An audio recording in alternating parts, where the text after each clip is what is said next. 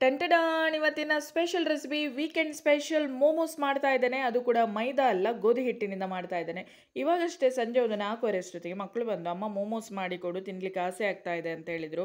ಹಾಗೆ ಶೇಪ್ಸ್ ರೆಸ್ಟೋರೆಂಟಲ್ಲಿ ಸಿಗುವಂಥದ್ದಷ್ಟು ಕ್ಲಿಯರ್ ಆಗಿ ಪರ್ಫೆಕ್ಟ್ ಆಗಿ ಬರಲಿಲ್ಲದಿದ್ರು ಟೇಸ್ಟ್ ಅಂತೂ ಅದಕ್ಕಿಂತ ಡಬಲ್ ಆಗಿತ್ತು, ಸಖತ್ತಾಗಿತ್ತು. ತುಂಬಾನೇ ಅತ್ಯದ್ಭುತವಾದ ರುಚಿ ಕೊಡುವಂಥ ಸ್ವರ್ಗ ಅಂತ ಹೇಳುವಂಥ ಈ ಮೋಮೋಸ್ ಮಾಡಿದ್ದೆ, ಇವಾಗಷ್ಟೇ ಮಾಡಿದ್ದು. ಹಾಗೆ ನಾನು ಆ್ಯಕ್ಚುಲಿ ಡಯಟಲ್ಲಿದ್ದೇನೆ, ಆದರೂ ಕೂಡ ಒಂದು 5-6 ಆದರೂ ಕೂಡ ತಿಂದಿದ್ದೇನೆ. ತುಂಬಾ ಅತ್ಯದ್ಭುತವಾದ ರೆಸಿಪಿ ಅಂತ ಹೇಳ್ಬೋದು. ತುಂಬಾ ಸುಲಭವಾದ ರೆಸಿಪಿ, ಮೈದಾ ಅಂತೂ ಮನೆಯಲ್ಲಿ ತಂದಿಡೋದೇ ಇಲ್ಲ. ಹಾಗೆ ಗೋಧಿ ಹಿಟ್ಟಿಂದನೇ ಮಾಡಿರುವಂಥ ಮೋಮೋಸ್ ರೆಸಿಪಿಯನ್ನು ನಿಮ್ಮ ಜೊತೆ ಇವಾಗ ಶೇರ್ ಮಾಡ್ತಾ ಇದ್ದಾನೆ. ಅದಕ್ಕಿಂತ ಮೊದಲು ಕೇಣಿಸ್ಬಸ್ರಿ ಫಸ್ಟ್ ಟೈಮ್ ನೋಡೋದಾದರೆ ದಯವಿಟ್ಟು ಚಾನಲನ್ನು ಸಬ್ಸ್ಕ್ರೈಬ್ ಮಾಡಿ. ನೋಡಿ, ಮೋಮೋಸ್ ಮಾಡಲಿಕ್ಕೆ ನಾನಿಲ್ಲಿ 1 ಗ್ಲಾಸಷ್ಟು ಗೋಧಿ ಹಿಟ್ಟನ್ನು ತಗೊಂಡದ್ದು. ಅದಕ್ಕೆ ಸ್ವಲ್ಪ ಸಾಲ್ಟ್, ರುಚಿಗೆ ತಕ್ಕ ಉಪ್ಪನ್ನು ಹಾಕಿ ಸ್ವಲ್ಪ ನೀರು ಹಾಕಿ, ಸೇಮ್ ನಾವು ಚಪಾತಿ ಹಿಟ್ಟೆಲ್ಲ ಕಲಿಸ್ತೇವಲ್ಲ ಅದೇ ರೀತಿ ಹಿಟ್ಟನ್ನು ಕಲಿಸಿಕೊಂಡಿದ್ದೇನೆ. ಇದಕ್ಕೆ ಎಣ್ಣೆ ಎಲ್ಲ ಎಂತ ಹಾಕಬೇಕಂತಿಲ್ಲ, ಜಸ್ಟ್ ಇದು ಸ್ಟೀಮ್ ಮಾಡುವಂಥದ್ದಲ್ಲ. ಹಾಗೆ ಹೀಗೆ ಸಾಫ್ಟ್ ಹಿಟ್ಟನ್ನು ಕಲಿಸಿಕೊಂಡ್ರೆ ಆಯಿತು. ಸೇಮ್ ಚಪಾತಿ ಹಿಟ್ಟಿನ ಹದ ಮಾಡಿಕೊಂಡ್ರೆ ಸಾಕು. ನೋಡಿ, ಹಿಟ್ಟು ಇವಾಗ ರೆಡಿ ಆಯಿತು, ಒಳ್ಳೆ ಹಿಟ್ಟು ರೆಡಿಯಾಗಿದೆ. ಇದನ್ನು ಪಕ್ಕಕ್ಕೆ ಇಟ್ಕೊಳ್ಳೋಣ. ಇದಕ್ಕೊಂದು ಚಟ್ನಿ ಬೇಕಲ್ವಾ, ರೆಡ್ ಚಟ್ನಿ ಬೇಕು. ಹಾಗೆ ಆಲೋಚನೆ ಮಾಡಿದೆ ಎಂತ ಮಾಡೋದಪ್ಪ ಅಂತ. ಸಾಸ್ ಟೇಸ್ಟ್ ಎಲ್ಲ ಇರುತ್ತೆ, ಅದೊಂಥರ ಚಟ್ನಿ ಕೊಡೋದು ರೆಸ್ಟೋರೆಂಟಲ್ಲಿ. ಹಾಗೆ ಒಂದು 3 ಟೊಮೆಟೊವನ್ನು ಕಟ್ ಮಾಡಿಬಿಟ್ಟು ಒಂದು ಪಾತ್ರೆಯಲ್ಲಿ ಸ್ವಲ್ಪ ನೀರು ಹಾಕ್ಕೊಂಡೆ. ಒಂದು 7-8 ಬೆಳ್ಳುಳ್ಳಿ ಹೆಸರುಗಳು, 4 ಬ್ಯಾಡಗಿ ಮೆಣಸಿನ್ಕಾಯಿ ಕಲರ್ಗೆ, ಹಾಗೆ ಅಜ್ವೈನ್ ಸ್ವಲ್ಪ ಚಿಟಿಕೆ ಓಂಕಾಳನ್ನು ಕ್ರಷ್ ಮಾಡಿಬಿಟ್ಟು ಹಾಕಿದೆ. ಅದೇ ರೀತಿ ಸ್ವಲ್ಪ ಒಂದು ಸಣ್ಣ ಈರುಳ್ಳಿ, ಇದನ್ನು ಕೂಡ ಕಟ್ ಮಾಡಿಬಿಟ್ಟು ಹಾಕಿದ್ದೇನೆ. ಸ್ವಲ್ಪ ಓರೆ ಮುಚ್ಚಿಟ್ಟಿದ್ದೇನೆ, ಅದೊಂದು ಕುದಿ ಬರ್ತಾ ಇರಲಿ. ಈ ಕಡೆಯಿಂದ ವೆಜಿಟೇಬಲ್ಸ್ ನಾನೊಂದು 8 ಬಟನ್ ಮಶ್ರೂಮ್ಸ್, ಒಂದು ಸಣ್ಣ ಕ್ಯಾಬೇಜಿನ ಅರ್ಧ ತುಂಡು ಹಾಕ್ತೇನೆ. ಹಾಗೆ ಒಂದು ಕ್ಯಾರೆಟ್, ಸ್ವಲ್ಪ ಕೊರಿಯಂಡರ್ ಲೀವ್ಸ್, ಇಷ್ಟು ಬೇಕು. ಅದೇ ರೀತಿ ಇದಕ್ಕೆ ಶುಂಠಿ ಬೆಳ್ಳುಳ್ಳಿ ಪೇಸ್ಟ್ ಮಾಡಲಿಕ್ಕಿದೆ. ಹಾಗೆ ಒಂದು 5-6 ಎಸಳು ಬೆಳ್ಳುಳ್ಳಿ, ಸ್ವಲ್ಪ ಶುಂಠಿ, ಹಾಗೆ ಕಾಯಿ ಮೆಣಸನ್ನು ಹಾಕಿ ಕ್ರಷ್ ಮಾಡಿಟ್ಟಿದ್ದೇನೆ. ನಿಮ್ಮ ಹತ್ರ ಚಾಪರ್ ಇದ್ದರೆ ಭಾರಿ ಒಳ್ಳೆಯದು ಇದಕ್ಕೆ, ಯಾಕಂದರೆ ಚಾಪರಲ್ಲಿ ನಾವೆಲ್ಲವೂ ಕೂಡ ಸಣ್ಣದಾಗಿ ಕಟ್ ಮಾಡಿಕೊಂಡು ಹಾಕ್ಬೋದು. ಈ ಮೊಮೋಸ್ ಅಂದರೆ ಇದಕ್ಕೆ ಸ್ಟಫಿಂಗ್ ಇರ್ತದಲ್ಲ, ಅದೆಲ್ಲ ತುಂಬ ಸಣ್ಣದಾಗಿರುತ್ತೆ ಕಟ್ಟಿಂಗ್ ಮಾಡೋದು. ಹಾಗೆ ಮಶ್ರೂಮನ್ನು ಕೂಡ ಎಲ್ಲವನ್ನು ಹಾಕಿ ನೋಡಿ ಇಷ್ಟು ಸಣ್ಣದಾಗಿ ಚಾಪ್ ಮಾಡಿಟ್ಕೊಂಡಿದ್ದೇನೆ.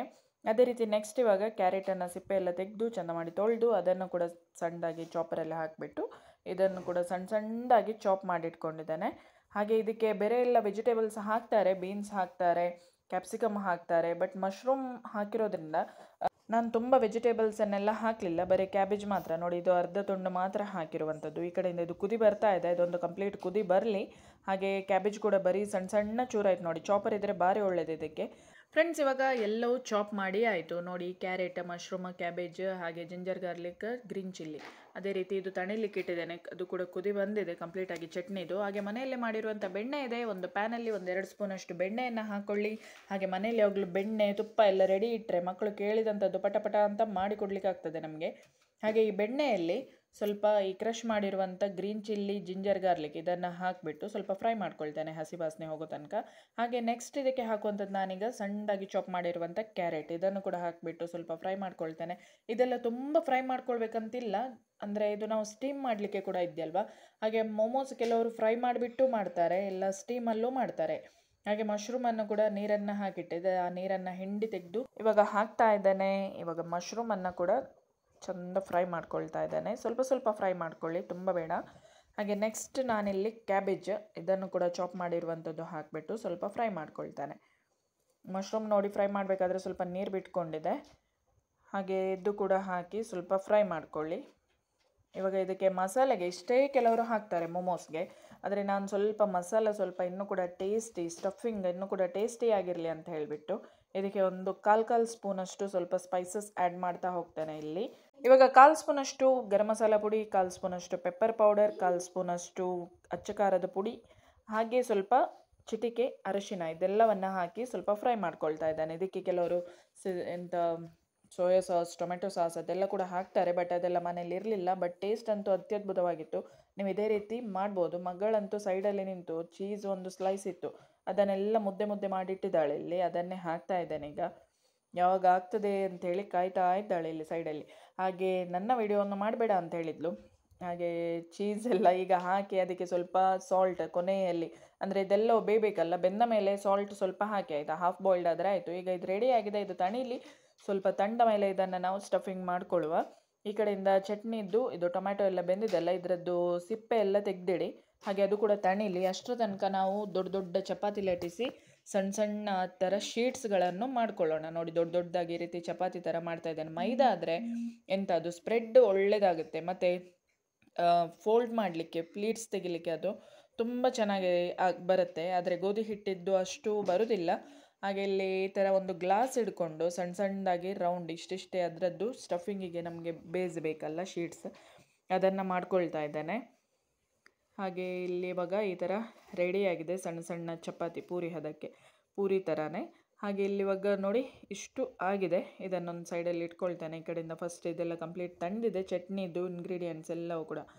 ಹಾಗೆ ಇದನ್ನು ಬ್ಲೆಂಡರಲ್ಲಿ ಹಾಕಿಬಿಟ್ಟು ನೋಡಿ ಅಜ್ವೈನೆಲ್ಲ ಕಾಣ್ತಾ ಇದೆಲ್ಲ ನೀರಲ್ಲಿ ಹಾಗೇ ಇದೆ, ಇದನ್ನು ಹಾಕಿಬಿಟ್ಟು ಸಕ್ಕತ್ತಾಗಿತ್ತಾಯ್ತಾ. ಚಟ್ನಿ ಅಂತೂ ಇನ್ನೂ ಕೂಡ ಇಟ್ಟಿದ್ದೇನೆ ನಾನು, ಅದು ಎಂತ ಆಗೋದಿಲ್ಲ ಎಷ್ಟು ದಿನ ಇಟ್ಟರು ಚಟ್ನಿ. ರುಚಿಗೆ ತಕ್ಕ ಉಪ್ಪು ಚಟ್ನಿಗೆ. ಹಾಗೆ ಇವಾಗ 1 ಸ್ಪೂನಷ್ಟು ಅದಕ್ಕೆ ಸಕ್ಕರೆಯನ್ನು ಹಾಕಿಬಿಟ್ಟು ತಿರ್ಗಾ ನಾನು ಬ್ಲೆಂಡ್ ಮಾಡ್ಕೊಂಡು ಬಂದೆ.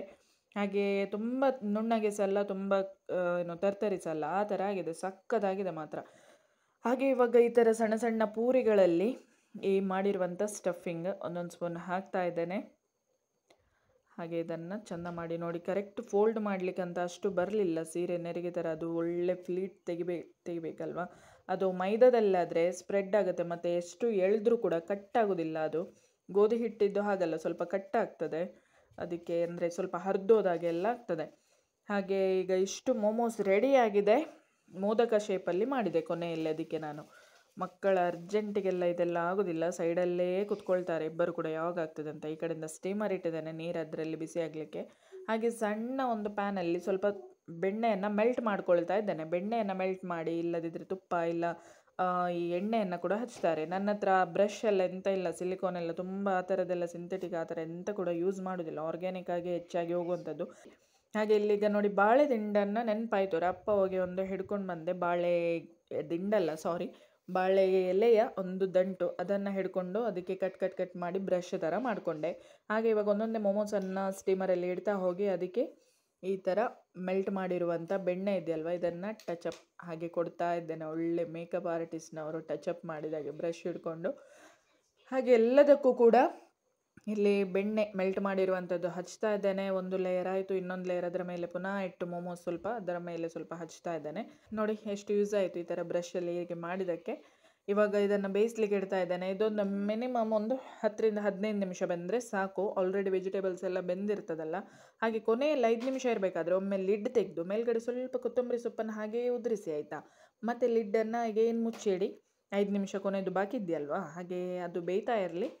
ಓಕೆ, ಇವಾಗ ಟಂಟಡಾನ್ ರೆಡಿ ನಮ್ಮ ಮೋಮೋಸ್. ಇವತ್ತಿನ ವೀಕೆಂಡ್ ಸ್ಪೆಷಲ್, ಸ್ಯಾಟರ್ಡೇ ಸ್ಪೆಷಲ್.